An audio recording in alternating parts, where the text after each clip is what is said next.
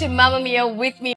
Well, you know, the show is all about a show where we discuss about you, family matters, where we discuss about children, couple therapy, and so much more. You really have got to get tuned into and understanding what the show is all about. It's time that I introduce you to exactly the next guest. But before that, we will be discussing about positive and negative social media usage for kids and teens.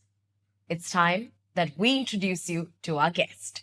With me right now is Sharanya Venkatramana. She's a licensed psychologist and a DBT practitioner at Monarch Health Centers. Welcome to the show, Sharanya. Hi, Muriel. Thanks for having me. Well, we picked up a really hard topic today to discuss, and the topic is about positive and negative social media usage for children and teens. Tell me, is there something called as a positive impact where children are concerned?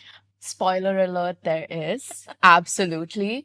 And I want us to all just kind of go back to those months of lockdown that we had, right? It was isolating. We were all by ourselves. And what was the one thing that people looked forward to every day?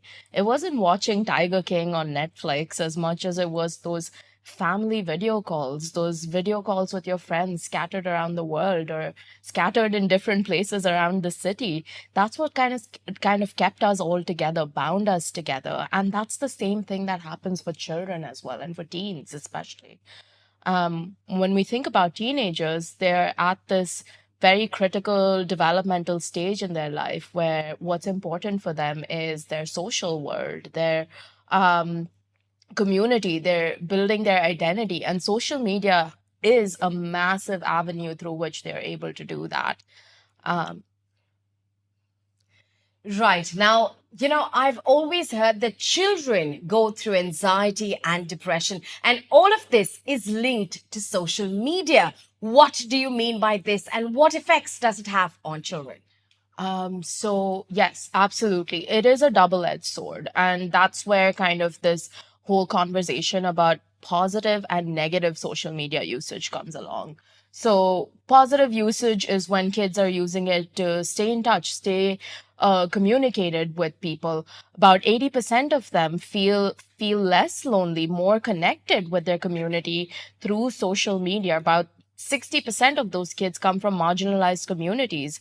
And for them, social media is this huge avenue through which they're able to feel safe, feel understood.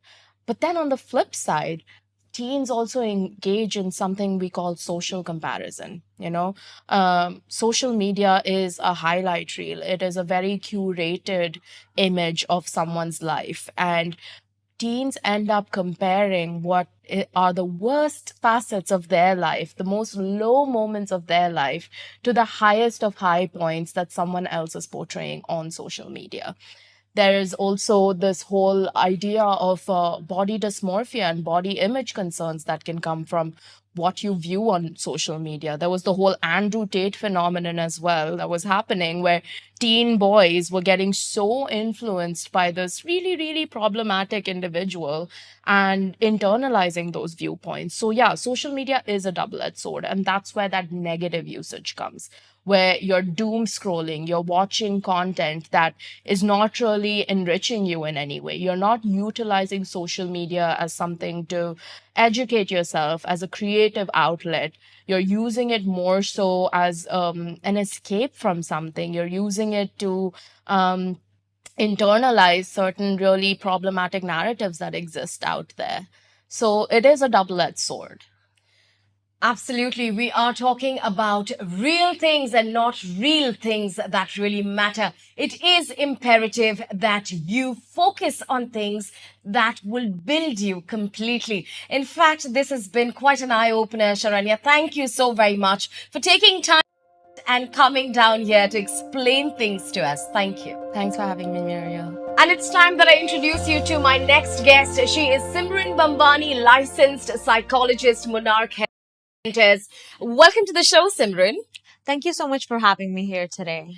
We are talking about the positive and negative social media usage and the impact on kids and teenagers. Now, tell me something. When it comes to schools, when it comes to parents, when it comes to social media companies, how can they better protect young adults and ensure that they stay away from cyberbullying and harassment? The most important factor is for all three of them to work together to help us protect the young people and children nowadays. For example, for schools, often the usage of education, just informing them, having campaigns, having talks and workshops that involve parents as well to just promote the idea of safety online. For social media companies, making the reporting feature more user friendly, easier to access makes like a huge difference. The most important thing is for all three of these factors to work hand in hand, promote education, and help protect our children. Absolutely. Now, there is a term and it's called catfishing. Could you discuss the internet safety and catfishing through the use of social media? This ties in really well with what I was mentioning earlier on. And once children are more aware about this, it helps us educate them. For example, a lot of young people do play video games online, such as Roblox, Fortnite, etc.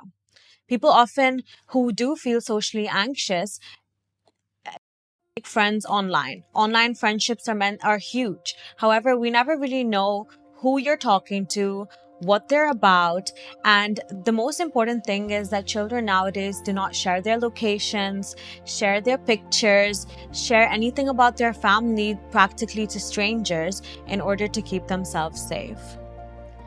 Wow, these were some startling facts that have just been revealed over here. And I'm urging you, parents, I'm urging organizations to look into this keenly whilst we have the internet available at our disposal. It becomes our social responsibility to look into these factors and keenly look into these factors for the betterment of our future. On this note, it is time for me to say thank you very much for joining me on this session. I will see you very soon on Mamma Mia.